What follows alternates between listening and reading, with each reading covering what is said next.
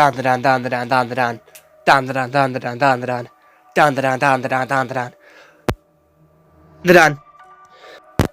Anyway, enough of that sort of cringe intro. Today we're taking a look at Dan Da Dan, which is a new anime which has taken the world by storm. It is on Netflix, and it does have 12 episodes, all at roughly around 20 minutes each, so you can easily watch it all in one day, easily watch it all in 4 hours like I did, and I'm going to be talking about it in today's video, so there will be spoilers ahead if you have not seen Dan Da Dan. I'm pretty sure I've uploaded this video to make sure everybody has had enough time to watch Season 1, because that is what we're going to be going over in today's episode. So, how we normally do things around here is we go take a look at Google, so without any further delay, let's take a look at what Google has to say about this show. So it did come out in 2024, again, like I said, it has 12 episodes, and it roughly goes around for 20 minutes. It has the ability to watch it on Netflix and also Crunchyroll and also Amazon Prime, and it has a 100% scoring on Rotten Tomatoes.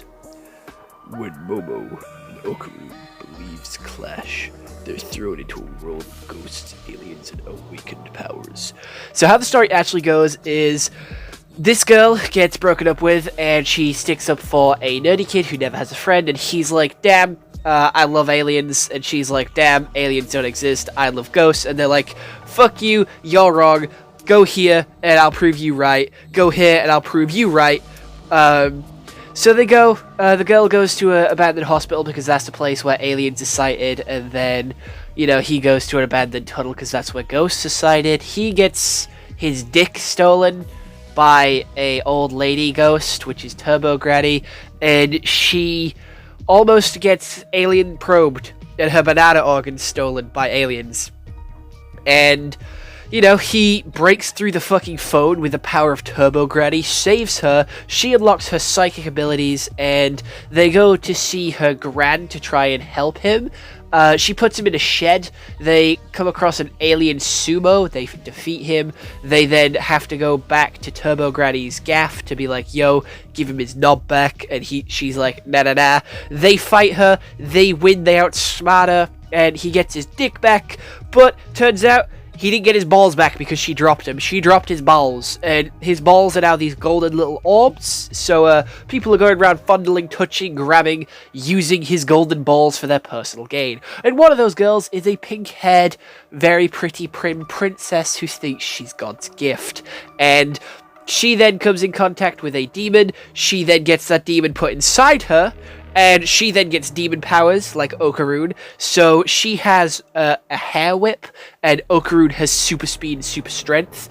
Okaroon, when he goes into his demon mode, becomes really depressed and really sad, and very much like Shikamaru from Naruto. That's the entire vibe that I got, with him being, this is such a drag. I can't be bothered. I'm so depressed. And yeah, they fight again, they get abducted into aliens. There's a little bit of a love clash between the girl and the pink girl and the guy, and it's like, damn.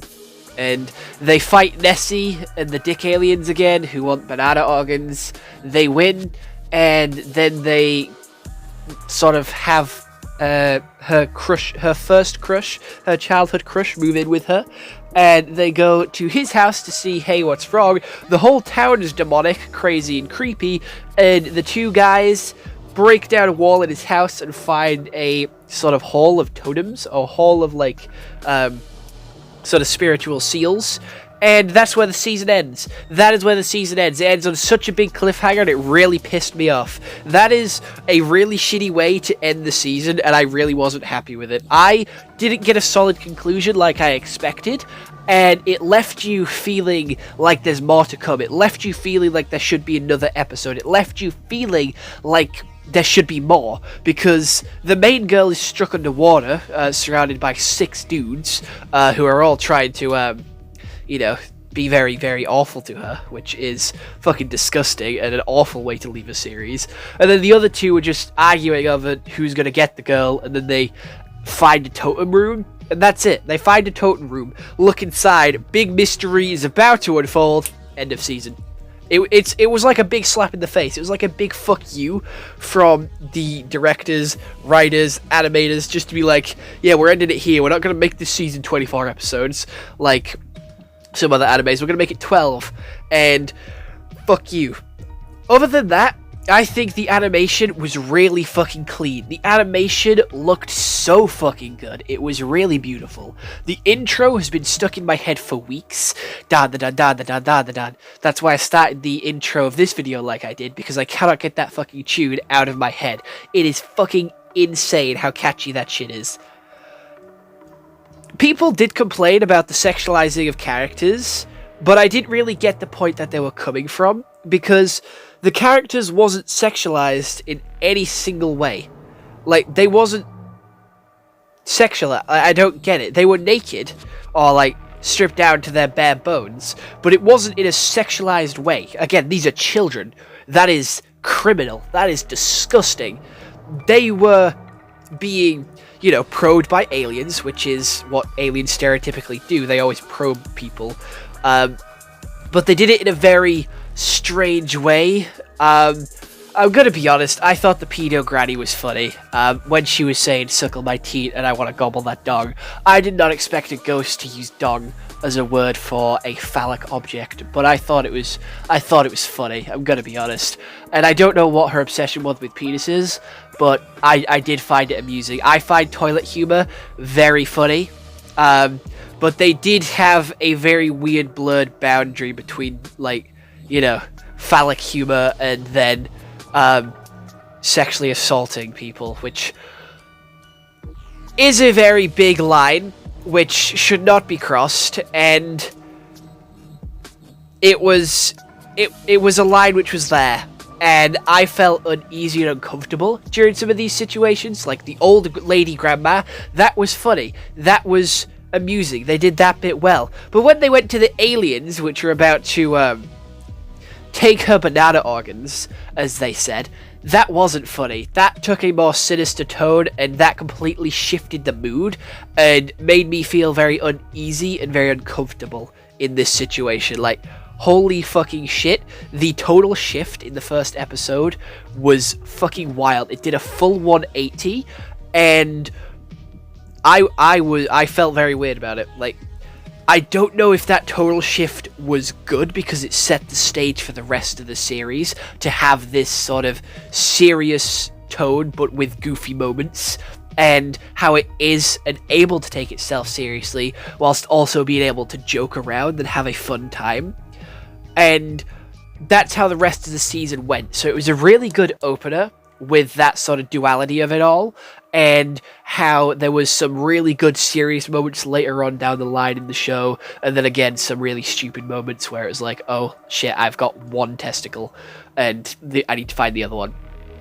It did make you feel sad for the demons when they did come to die. Like, it always fucking does. Every fucking anime does it. One Piece does it.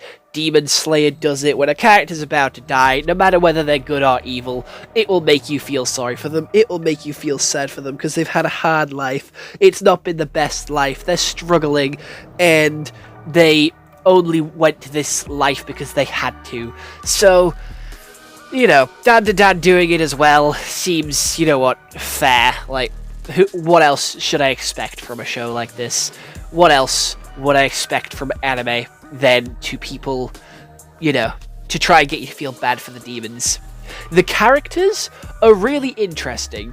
Some of them do feel one note, like Okaroon. I do feel like he is very one note. He's just the shy nerd, and he didn't really come out of his shell all that much towards the end of the season. I didn't feel like he had much of a character arc. He was funny, and he did stay true to his character all the way through, but I don't feel like he evolved or got better as a character through these 12 episodes. I feel like he kind of stayed the same, and yes, he got a friend, and he was slightly more confident because he was able to talk to this one friend, but from episode 2, I don't think he changed from episode 2 to 12. Now, you can completely disagree with me, and that is completely okay, but I didn't feel much of a change with his character from episode 2 to 12.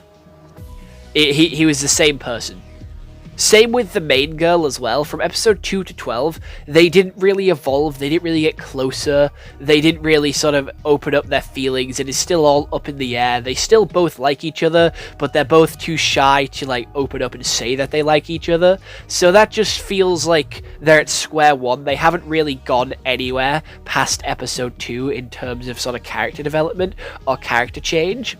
However, there is one really fucking annoying character, and I fucking despise him. He came in episode 11 and 12, and I'm glad that he was only here for 2 episodes, because there is no fucking way I could have taken any more of him. Because for the 2 episodes that he was in, he became so loud, so obnoxious, so fucking intertwined with the story, that it became so obnoxious and so unbelievable. I did not appreciate him. I'm gonna be honest, he was annoying. He was played by Zenitsu's voice actor in the dub, and his voice fits so well. I'm gonna be honest, his voice fits so well for this character. It is so annoying, so abrupt, but I feel like he had the most character sort of lore to him compared to the others, because we found out he had a dark past, he's being really goofy to sort of hide his dark side, and he has secret love intentions for the main girl, which I genuinely didn't think he had, but, you know, he apparently does. So, you know, I feel like he has the most lore potential in the future to be a much better character than what he is right now. I'm gonna be honest, I did still like Dandadan, and it is a good anime. I am gonna watch season 2, but I don't think it is the best anime that I have seen this year. I do believe there is better animes that I've watched this year, so I'm gonna give this one a solid 8 out of 10. It didn't make me feel like Arcane made me feel when it ended. It kind of just pissed me off when it ended and left me with a sour taste in my mouth, because again, it did leave you on that pretty huge cliffhanger. But other than that, I hope you all enjoyed this YouTube video. I'll see you all in the next one. Hope you all have an excellent day, and goodbye. If you do want me to talk about any other TV shows, movies, animes, please do let me know down in the comments below, and I'll get on it as quickly as possible. I do have a 3-month backlog, so it might take a little bit longer for me to get around to your suggestion, but I will get there eventually, I promise. Other than that, bye-bye.